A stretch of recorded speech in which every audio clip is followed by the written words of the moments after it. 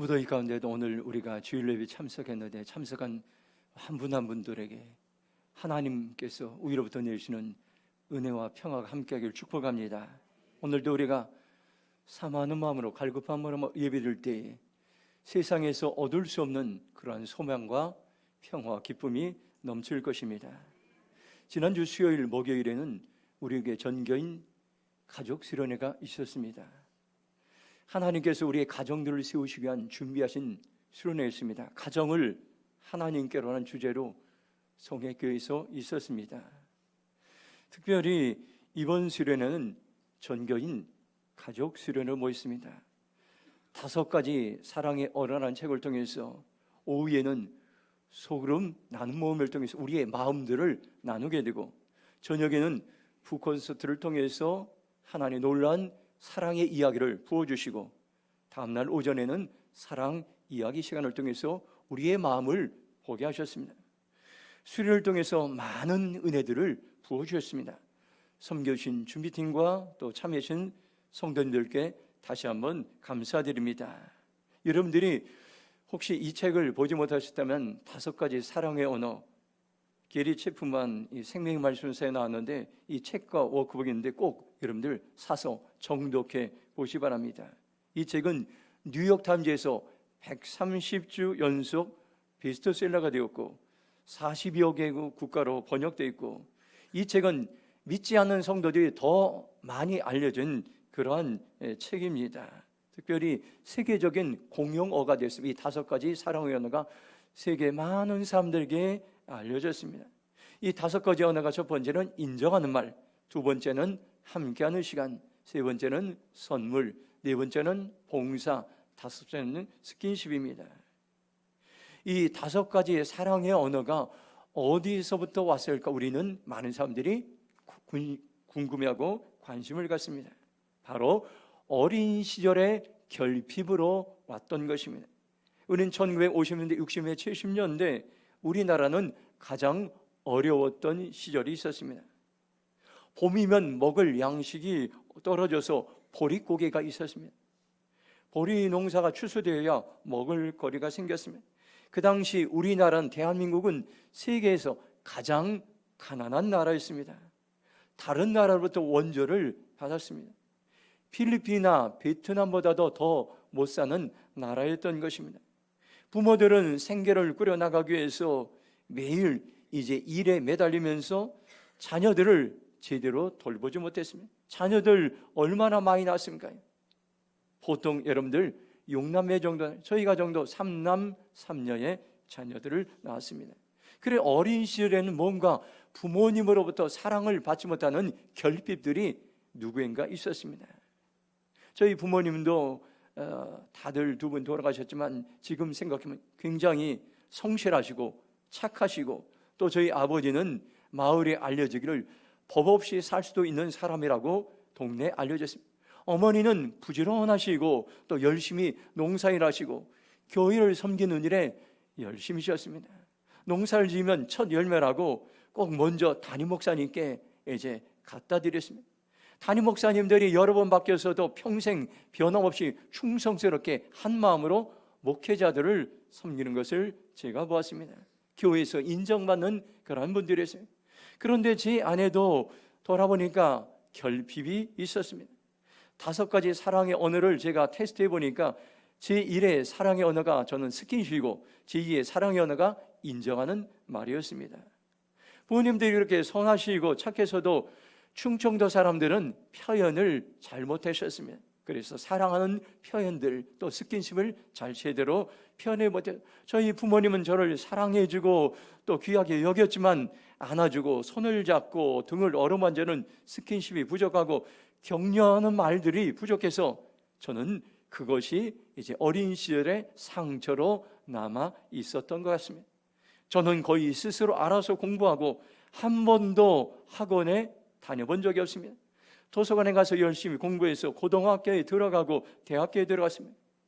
부모님들은 너무나 착하셨지만 자녀들에 대한 사랑이 부족해서 표현이 부족했습니다.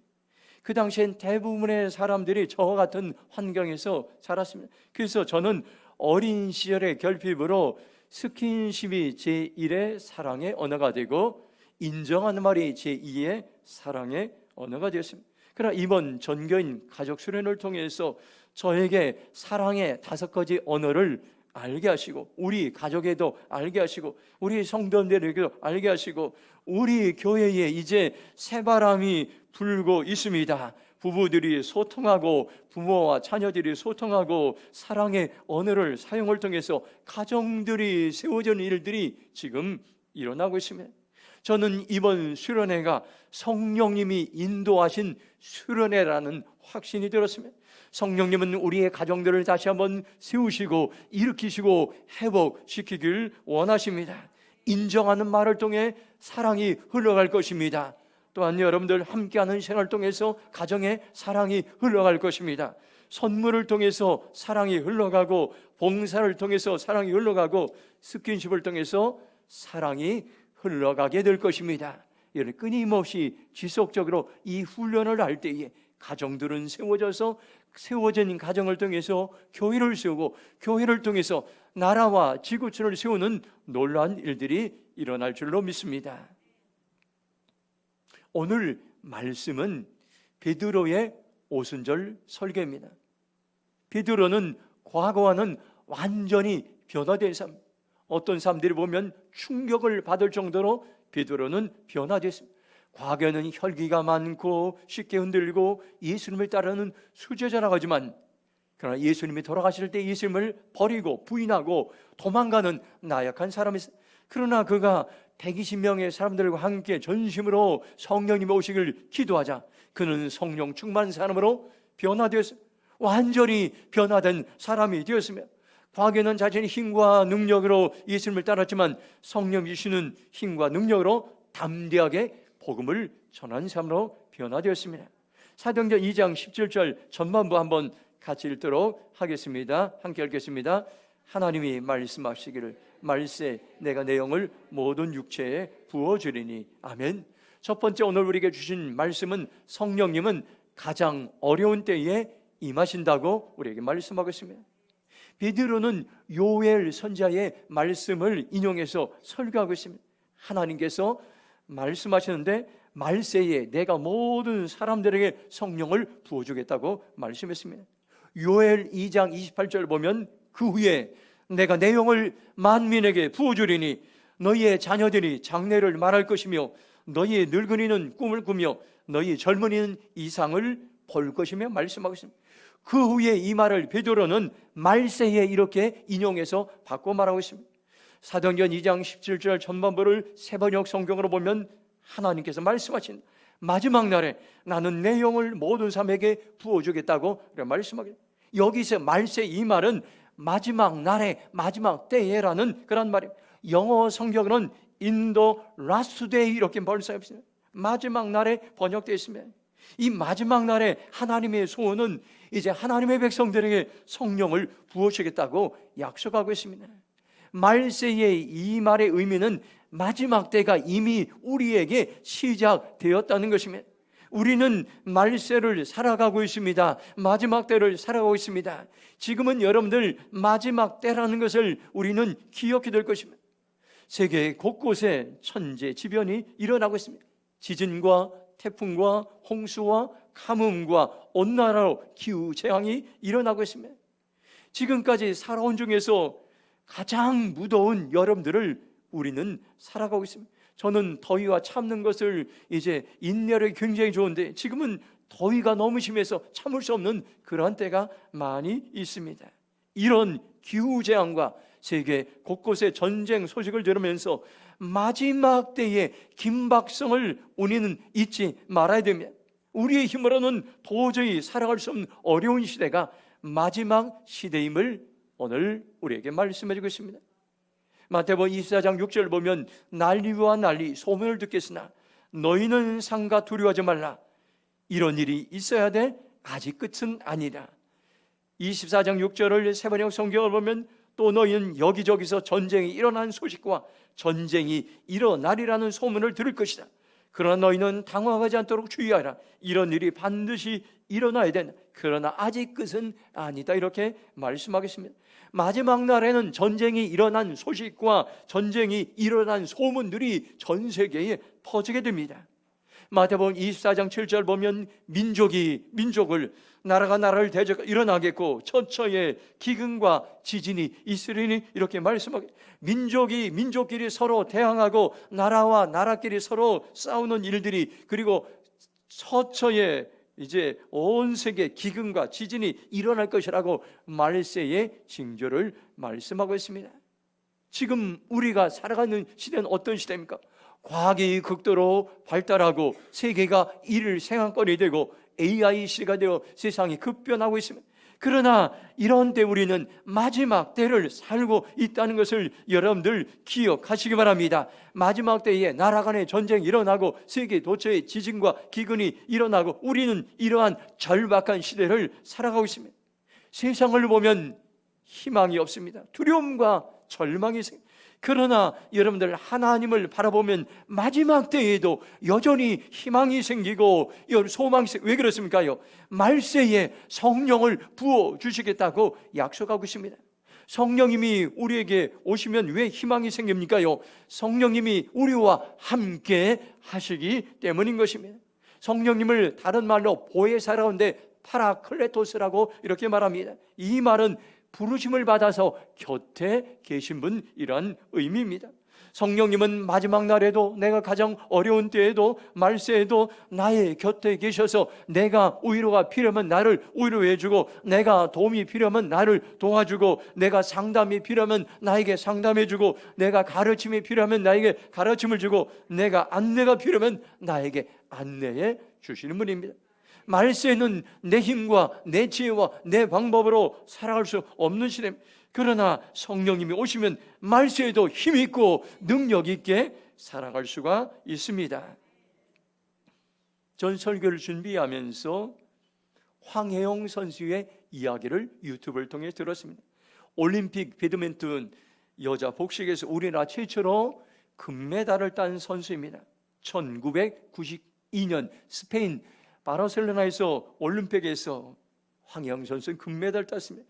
그 당시 우리나라 배드민턴은 세계 무대에서 제대로 실력을 발휘하지 못했습니다. 황혜영 선수가 우리나라 세계 대표 선수로 나갔는데 그 당시 1등인 중국 선수와 시합을 했는데 한 점만 따고 완전히 참패했습니다. 21점에서 한 점만 따 얼마나 낙심했습니까? 그때 그는 운동을 그만두려고 했습니다. 그런데 그의 어머니가 기도하는 어머니였습니다. 황혜영 선수를 위해 끊임없이 기도했습니다. 그는 다시 용기를 얻고 열심히 훈련했습니다. 그래서 올림픽에서 우리나라 최초로 여자 복식 배드민턴 금메달을 따게 되었습니다. 아무리 어려운 환경에서도 우리가 기도하면 성령님은 도와주시고 우리에게 능력을 부어주십니다. 지금 저와 여러분은 말세를 살아가고 있습니다. 가장 어려운 때를 살아가고 있습니다. 지금이 성령님이 일하실 때입니다. 지금이 성령님이 역사하실 때입니다. 지금이 성령님이 도와주실 때라는 것을 여러분들 기억하시기 바랍니다. 두 번째로 사도행전 2장 17절 후반부 같이 읽겠습니다. 시작. 너희의 자녀들은 예언할 것이요 너희의 젊은이들은 환상을 보고 너희의 늙은이들은 꿈을 꾸리라. 아멘. 두 번째로 주신 말씀은 성령님은 모든 세대를 살리십니다. 성령님이 임하시면 어떤 일들이 됩니까요? 모든 세대들이 회복될 수 있습니다. 세대의 구분이 자녀들이 회복되고 청년들이 회복되고 노인들이 회복될 수 있습니다. 사도행전 2장 17절 후반절을 메시지 성경으로 보면 너희의 아들들은 예언할 것이며 너희의 딸들도 예언할 것이다. 너희의 청년들은 환상을 볼 것이며 너희의 노인들은 꿈을 꿀 것이라고 말씀하고 있습니다. 우리의 자녀들이 믿음으로 살아가면 가장 어려운 말세 어떤 일이 납니까요? 예언이 임합니다. 장래 일을 말합니다. 미래에 어떤 일들이 일어난가를 분별하며 준비할 수가 있습니다. 믿음의 자녀들에게는 장래를 예측하며 준비할 수 있는 영적인 분별력을 성령님께서 부으신다고 말씀하고 있습니다. 또한 말세에 젊은이들에게는 환상을 부어줍니다. 이상을 부어줍니다. 성령님이 오시면 특징이 있는데 환상이 임하고 영감이 임하고 창조적인 생각이 임하고, 우리 젊은이들의 특별히 이런 어려운 때 말세에 하나님이 주시는 독창적인 영감, 창조적인 생각을 부어주는데 여러분들이 주인공이 되시길 바랍니다. 그러면 하나님이 주신 환상으로 우리는 모든 고난을 이겨낼 수가 있습니다. 성령님이 오시면 젊은이들이 다시 살아납니다. 젊은이들이 다시 절망하지 않을 수 있습니다. 요즘 몇 년 사이에 퍼진, 젊은이들 사이에 퍼진 유행어가 있습니다. 여러분들 다 들어볼 것을 헬조선이라는 이런 말들, 젊은이들을 절망하게 만듭니다. 이것은 지옥을 의미하는 헬 플러스 우리나라를 의미하는 조선을 결합하여 만든 말로 열심히 노력해도 살기가 어려운 한국 사회를 부정적으로 이루는 말입니다. 이 말은 여러분들 더 이상 우리 젊은이들이 속지 마시기 바랍니다. 이 말은 마귀가 전해준 거짓 메시지인 것입니다. 지도자들이 잘못된 지도를 퍼뜨린 그러한 말인 것입니다. 젊은이들이 다시 한번 여러분들 깨어나려, 우리나라는 세계에서 수많은 나라 젊은이들이 오고 싶어하는 복을 받은 나라입니다. 여러분, 네팔에 우리 선교사님이 이제 계신데, 네팔의 사람들이 지금도 수많은 젊은이들이 한국에 오고 싶어서 여러분들 한국어를 배우며 공부하며 수많은 사람들이 준비하고 있습니다. 그 네팔에서 와서 우리나라에서 일하면 5년만 열심히 일하고 돈을 모으면 자기 나라에 가서 집을 짓고 부자로 살아갈 수가 있습니다. 동남아 여러분들 베트남 필리핀 수많은 젊은이들에게 우리나라는 기회의 나라가 되었습니다. 젊은이들의 거짓 메시지에 속지 말고 다시 한번 용기를 내어서 일어나는 젊은이들, 여러분들 아르바이트만 하지 말고 이제는 정규적인 직장을 잡아서 여러분들이 일을 하며 소망의 삶을 살 때에 하나님께서는 여러분들에게 복을 주시고 은혜를 더해 주실 줄로 믿습니다. 성령이 임하면 아이들이 변합니다. 아이들이 달라집니다. 게임에 빠졌던 청소년들이 성경을 읽기 시작합니다. 지난번에 우리 강화에서 유스캠프가 있었습니다. 이 캠프에 우리 교회 청소년인 하주와 지우가 참석했습니다. 캠프 기간 동안 매일 5시간 동안 조별로 성경을 읽고 예배를 드리고 성경을 읽고 훈련을 받느라 참여하는 시간을 부족했습니다. 유스 캠프를 통해서 방황하던 청소년들이 여러분들 방황이 그치고 꿈이 생기고 사명이 생기고, 어떤 학생은 신학대학에 입학하고 캠프를 마치고 다음 캠프에 간사로 섬기는 학생들이 많아지고 있습니다. 성령님이 임하시면 청년들이 변화되는 놀라운 역사가 일어나게 됩니다. 한국 사회의 미래가 어디에 있습니까요? 우리가 희망을 갖게 되는 시대는 언제 열립니까요? 젊은이들이 꿈을 꾸고 환상을 가지고 비전을 받을 때에 희망의 시대가 열리게 되는 것입니다. 이 시대의 젊은이들이 포기하고 싶다, 또한 이제 3포 시대다 5포 시대다 이런 유행어에 속지 마시기 바랍니다. 어느 시대나 어려운 시대가 있었습니다. 어느 시대나 젊은 세대들은 힘들었습니다. 저희가 20대 때도 참으로 살기 어려운 시대였습니다. 늘 데모하며 시국선언이나 하고, 여러분들 저도 그렇고 여기 많은 사람들이 노가다도 하고 나가서 막노동도 하고 이렇게 아르바이트, 이런 일들이 너무 많았습니다. 여러분들 지금 시대만 유독히 힘든 시대가 아닙니다. 성령님이 임하시면 힘든 시대에 젊은이들이 꿈을 꾸며 환상을 볼 수가 있습니다. 이것이 어려운 시대를 돌파할 수 있는 길이라는 것을 여러분들 기억하시 바랍니다. 저는 숙명여자대학교가 어떻게 세웠는지 임숙재 초대 총장의 이야기를 들었습니다. 그녀는 예산에 17살에 이제 시집을 가서 19살에 과부가 되었습니다. 서울에 홀로 올라와서 혼자 남의 집에서 식모살이를 하게 됐어요. 어려운 생활을 하게 됐어요. 그러다 이제 총장이 예수님을 만나게 되고 꿈을 갖게 되고 식모살이를 하면서 야간 대학에 다녔습니다. 죽으라고 공부했습니다. 낮에는 일하고 밤에는 야간 대학에 다니며 목숨 걸고 공부했습니다. 너무 열심히 공부하니까 식모살이에는 주인이 감동되어 유학까지 보내줬습니다. 유학 다녀서 세운 대학이 바로 숙명여자대학교입니다. 식모살이 하던 한 여성이 꿈을 가지고 공부하자 나중에 여러분들 대학을 세우는 초대 총장이 되었습니다. 성령님이 임하시면 꿈을 갖게 되고 생애의 기적 같은 일들이 일어나게 되는 것입니다. 이런 말이 있습니다. 세상이 커 보이면 하나님은 작아 보이고 하나님이 커 보이면 세상은 작아 보입니다. 힘들고 어려울수록 크신 하나님, 위대하신 하나님, 우리에게 환상을 주신 하나님을 바라보시기 바랍니다. 그러면 여러분 안에 문제, 사건들, 어려운 일들이 작아 보이고 하나님이 능히 해결하시고 도울 수 있다는 그러한 소망이 우리 안에 생기게 될 것입니다. 또 하나는 성령님이 임하면 노인들이 꿈을 꿉니다. 한번 따라하겠습니다. 성령님이 임하면 노인들이 꿈을 꿉니다. 참으로 놀라운 말씀입니다. 이제 우리나라는 여러분 노령화 시대가 노인들이 너무나 많습니다. 그런데 여러분들 노인들에게도 성령님이 임하면 꿈을 꾸게 하신다고 말씀하고 있습니다. 보통 노인들은 어떻습니까? 나는 이제 이만큼 살았고 젊었을 때 많은 것을 해봤으니 이제는 편안하게 조용하게 그렇게 지나겠다고, 이제는 은퇴했으니 놀러 다니고 관광하러 다니고 그렇게 편하게 살겠다고 대부분이 그렇게 생각.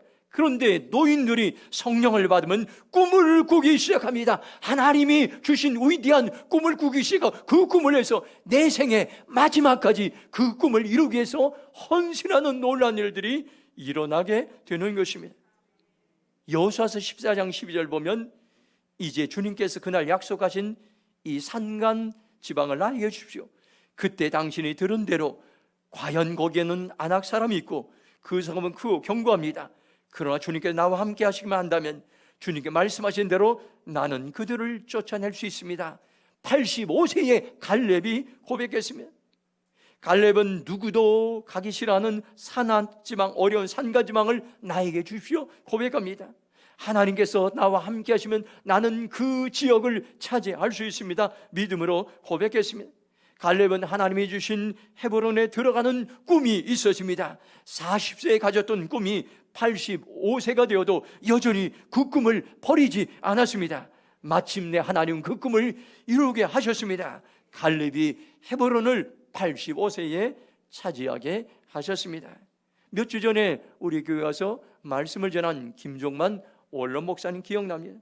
이제 목사님도 거의 85세가 다 되어갑니다. 그럼에도 불구하고 목사님 안에는 꿈이 있었습니다. 선교지를 방문하고자 하는 꿈이 있습니다. 다음에는 여러분들 네팔을 가서 히말라야 4,000m까지 다녀오겠다는 그러한 꿈을 저에게 이야기했습니다. 그리고 그 다음에는 남아공을 방문하고 그 21시간 걸려서 비행기를 타고 가는 남아공 선교지를 방문하고 싶다는 그러한 이야기를 저에게 들려줬습니다. 노인이 되면 안주하고 편한 거죠. 그러나 노인이 되어도 성령님이 임하면 꿈이 생깁니다. 하나님이 주신 꿈이 있으면 기운 빠지지 않고 지치지 않을 수, 계속해서 사명을 향해 전진해 나갈 수가 있습니다. 성령님이 임하면 모든 세대를 초월하여 일합니다. 자녀들은 예언을 하고 장래일을 말하며 청년들은 환상을 보며 노인들은 꿈을 꾸게 될 것입니다.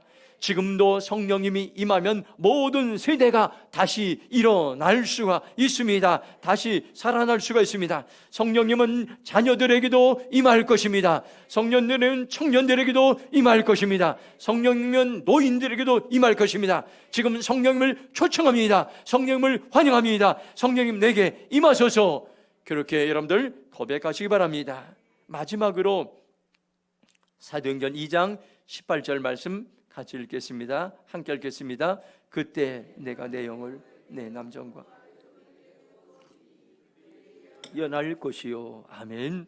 마지막 세 번째는 성령님은 은혜를 부어주십니다. 성령님은 어떻게 일하십니까요?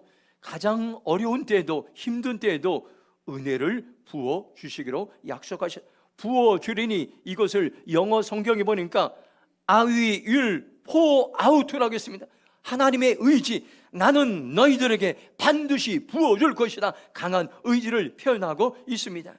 요엘서 2장 28절 보면 세번역 성경을 보면 그런 다음에 내가 모든 사람에게 나의 영을 부어주겠다. 너희의 아들, 딸들은 예언을 하고 노인들은 꿈을 꾸고 젊은이들은 환상을 볼 것이라 말씀하고 있습니다. 부어주겠다는 이 말은 최대치로 부어주겠다는 그런 원어의 의미가 있습니다. 강에 강물이 넘친다는 표현을 쓰듯이 넘치게, 가득히 넘칠 때까지 성령님을 부어주신다는 그런 의미가 있습니다. 성령님은 말세의 마지막 날에 크게 부어십니다. 이것은 환경과 상황과 문제를 뛰어넘어 역사하는 최대치의 하나님의 은혜, 최대치의 하나님의 능력을 부어주시겠다고 우리에게 말씀하고 있습니다. 지금도 성령님이 임하시면 우리에게 여러분들 가득히 넘치도록 최대치로 하나님의 은혜를 부어주십니다.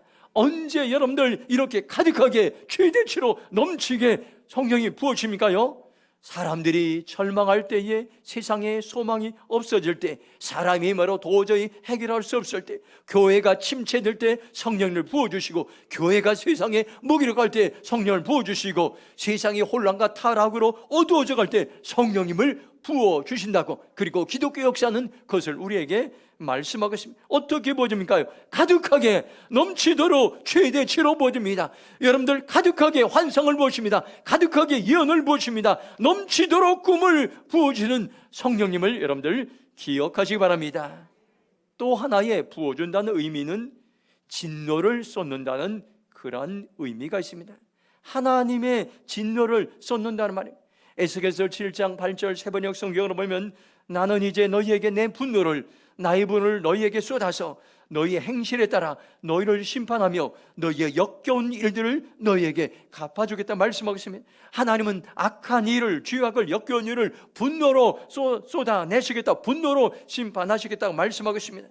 호세아서 5장 10절 보면 유다 지도자들은 경계표를 옮기는 자 같으나 내가 나의 진노를 그들에게 물같이 부으리라 말씀하고 있습니다. 이것은 지도자들의 타락을 말합니다. 경계편은 하나님의 말씀하신 규범이나 울타리를 말합니다. 경계편을 옮겼다는 것은 하나님의 말씀을 여러분들 범했다는 것, 불순종했다는 것. 그러면 하나님의 분노를 물처럼 쏟아 부을 것이라고 말씀하고 있습니다. 말세에 하나님이 하신 두 가지를 있습니다. 하나님은 성령을 삼하는 자들에게 은혜를 강같이 부어주시든지, 말씀에 불순종하는 자들에게 하나님의 진노를 강같이 부어주신다고 말씀하고 있습니다. 은혜를 최대치로 부어주든지 진노와 심판을 최대치로 부어주든지 둘 중에 한 가지 일들이 우리 안에 일어날 것이라고 말씀하고 있습니다. 어떤 사람에게는 하나님의 은혜가 넘치도록 가득히 최대치로 임할 것입니다. 이런 은혜가 우리에게 임하길 바랍니다. 어떤 사람들에게는 하나님의 진노와 심판이 넘치도록 가득히 최대치로 임할 것입니다. 우리가 죄 가운데 있으면 말세에는 상상할 수 없는 최대치의 심판이 기다리고 있다는 것을 오늘 우리는 기억하시기 바랍니다. 지금이 저와 여러분이 정신을 차리고 하나님의 말씀에 순종할 때인, 지금이 정신을 차리고 깨끗하고 거룩한 삶을 살 때인, 지금이 정신을 차리고 성령님을 사모할 때인 것입니다. 그러면 하나님은 우리에게 세상의 모든 고난을 넉넉히 이길 수 있는 충만한 은혜를, 넘치도록 하나님의 은혜를 우리에게 부어 주실 것입니다. 오늘 여러분들 이 말씀을 여러분들 다시 한번 생각하시기 바랍니다. 지금도 성령님은 우리의 모든 세대 가운데 임하셔서 나이를 초월하고 모든 세대를 살리고 계시고, 성령님은 말세와 같이 가장 어려운 때에도 임하시고, 성령님은 모든 세대에 임하셔서 모든 세대를 살리길 원하는 하나님의 마음을 여러분들 기억하시기 바랍니다. 오늘 여러분들 결단하시기 바랍니다. 성령님, 지금 우리 가운데 임하셔서 자녀들을 살리시고, 젊은이들을 살리시고, 노인들을 살리는 놀라운 일들을 행하게 하옵소서. 제가 그런 삶을 살기로 결정합니다. 고백하며 나가기를 주님의 이름으로 축복합니다. 이 시간 함께 동성으로 기도하겠습니다. 말세의 마지막 때에는 우리의 힘으로 살아갈 수 없는 그러한 시대입니다. 최대치의 하나님의 은혜가 임하든지 최대치의 하나님의 심판이 임하든지 오늘 우리에게 말씀하게, 그리고 성령 우리를 살리곤 합니다. 자녀들에게는 미래의 일을 예측할 수 있는 예언을 주시고, 또 젊은이에게는 환상과 비전을 주시고, 노인들에게는 꿈을 주신다고 말씀. 하나님, 이러한 성령이 주시는 이러한 이제 예언과 환상과 꿈으로 내가 고난을 돌파하며 하나님의 은혜 안에 내가 살아가기로 결정합니다. 주의 제로 통성으로 기도하며 나가겠습니다. 주여, 하나님 감사합니다. 오늘 우리에게 소망의 말씀을 주심을 감사합니다. 사도행전 2장 아버지 14절 18절 말씀을 통해서 모든 세대를 살리시는 성령님을 알게 하시고 성령님을 깨닫게 하시고 성령님을 아버지 우리가 아버지 하나님 초청하게 해주셔서 감사합니다. 성령님을 환영합니다. 성령님을 초청합니다. 성령님을 모셔드립니다. 자녀들에게는 예언이 임할지어다. 자녀들에게 미래의 임할지어다. 아버지는 젊은이의 환상이 임할지어다. 젊은이들에게 비전이 임할지어다. 노인들에게 꿈이 임할지어다. 하늘의 꿈이 임할지어다. 주여 우리를 살려주시고 주여 우리를 회복시켜 주셔서 아버지 하나님, 하나님의 놀라운 은혜를 강물같이 흐르는 하나님의 놀라운 은혜를 부어주시옵소서. 부어주시옵소서. 부어주시옵소서. 우리를 사용하시고 우리를 역사하여 주시옵소서. 아멘. 하나님 감사합니다. 참 힘들고 어려운 시대에 기우고 어렵고 경제적으로 어렵고 세계 도처에 하나님 지진과 기근과 전쟁의 소식으로 마음이 힘들고 어려울 때에 우리에게 소망의 말씀을 주심을 감사합니다. 말세에 마지막 때에 가장 어려운 때에 하나님을 의지하는 자들에게 하나님의 은혜와 긍휼과 자비가 있음을 보게 하시고 알게 하심을 감사합니다. 우리 힘으로 살지 않기 원합니다. 하나님의 주신 은혜의 말씀대로 아버지 우리가 살아갈 수 있도록 도와주시고 우리에게 주신 아버지 하나 넘치는 차고 넘치는 성령의 은혜를 부으셔서 날마다 승리하게 하시고 우리의 자녀들에게는 미래를 예측하며 준비할 수 있는 예언의 영을 풀어주시옵소서.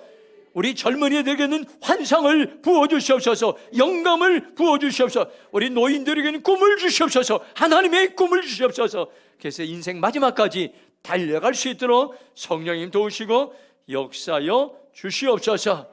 감사하며 축복하며 예수님의 이름으로 기도했습니다. 아멘.